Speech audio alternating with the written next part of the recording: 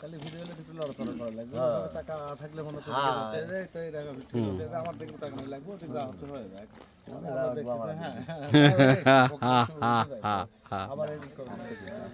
আপনাদের ভাষাগত ত্রুটি বিচ্যুতির কারণে যদি ছবি খারাপ হয় এর দায়ভার কিন্তু শুটার নেবে না। মধ্যে দিয়ে সিলেট থেকে ঢাকা যাওয়ার রেলপথ এটি হচ্ছে মৌলভীবাজার জেলার শ্রীমঙ্গলের কিছু দূরে এই লাউছড়া এই জায়গাটার নাম গভীর জঙ্গলের মধ্যে দিয়ে জাতীয় উদ্যান জাতীয় উদ্যান।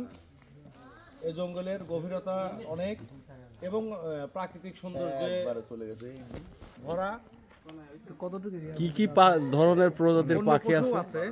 বন্য পশু অলরেডি আমরা দেখেছি আসার পথে বানর পাচ্ছে। আমার আছে জল ছবি শুটিং হয়েছিল এই ছবির 2008 সালে। এইটা হাইটে আসেন, পজিশন ছিল ইমপ্রেস টেলিভিশন। এটা হাইটে আসেন, কথা কিন্তু আপনাদের শেষ হয়নি। হ্যাঁ, অস্কার জয়ী, সেটার নামটা আমার মনে Around the world it is 1955 ওই লেখা আছে। এইটাও নিতে পারেন সুন্দর করে এই পাশটা নিতে পারেন।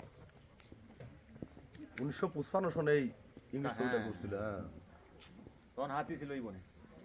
ভাই আপনার নাম কি? আমার নাম মোহাম্মদ ডালিম রহমান। ডালিম আপনি রহমান। কিছু একটা বলেন। আপনি এখানকার পর্যটক নাকি? না, আমি এখানে প্রফেশনাল ফটোগ্রাফার। জি, না, এটা ভুল করতেছেন, যেভাবে ছিল সেভাবে রাখেন। ওরা কাছে না এই এখন কি প্রশ্ন করবেন আমাকে, কয়ের অসুবিধা নেই।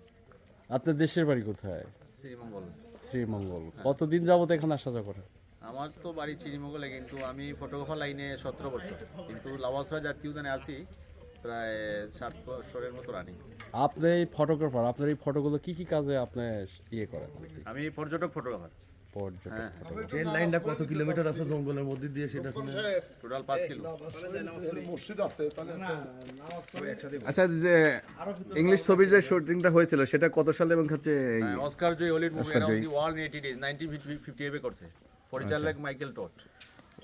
তখন তো আরো ঘন জঙ্গল ছিল নাকি? তখন কোন জঙ্গল ছিল, তখন এই বনে হাতি ছিল অনেক, বাঘও ছিল। আচ্ছা, এখনো বন্যপ্রাণী অনেক ধরনের বন্যপ্রাণী আছে, হরিণ আছে, মায়া হরিণ আছে, বানর আছে এখানে 7 প্রজাতির।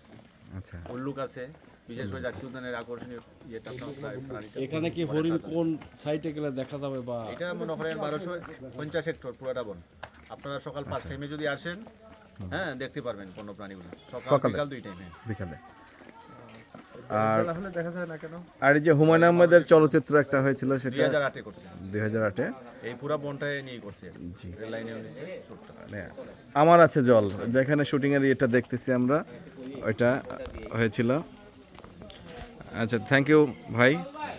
ওকে, ইনফরমেশন দেওয়ার জন্য আপনি বললেন জন্য জানতে পারলাম আমরা এই গভীর জঙ্গল। আবার এখানে আবার একটা বাংলোঘর আছে, আইয়ুব খান আমলে এই বাংলোঘরটা নির্মাণ হয়েছিল। আবার আদিবাসী পল্লী একটা আছে ভিতরে। পায়ে হাঁটা 15 মিনিট।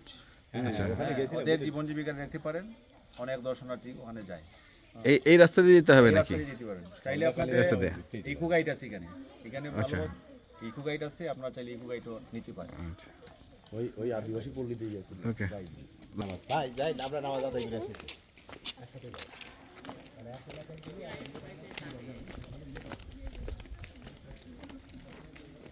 চুমকি চলেছে একা পথে। ঠিক আছে, আপনার কি এই কোনো ইয়ে আছে নাকি? না, আমরা পাবনা জেলা থেকে একটা প্রতিষ্ঠানের পক্ষ থেকে আসছি। YouTube channel